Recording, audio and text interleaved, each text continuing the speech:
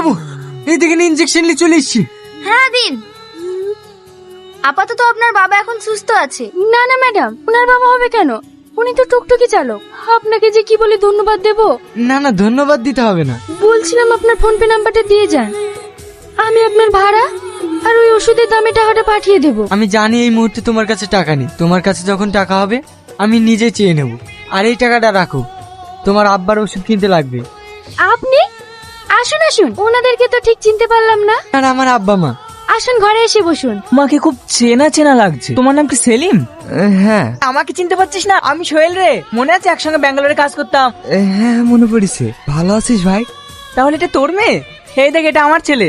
তোর ছেলেকে আমি ভালো করেই চিনি। সেদিন রাতে যদি ও না থাকতো না, তো যে আমার কি হতো। আপনারা বসুন, আমি চা পানির ব্যবস্থা করি। হ্যালো, হ্যাঁ বলো। কিছু টাকা হবে? বাড়িতে আত্মীয় এসেছে। বলছি সেলিম, তুই আমাকে বেআই বলে ডাকতে, আমিও তোকে বেআই বলে ডাক। তোর মেয়েকে আমার খুব পছন্দ হয়েছে। যদি তোর কোনো আপত্তি না থাকে, তোর মেয়েকে আমার বাড়ির বৌমা বানাতে চাই। আরে আপত্তি কেন হবে রে? আমার মেয়ে যে তোর বাড়ির বউ হবে, সেটা তো আমার মেয়ের সৌভাগ্য।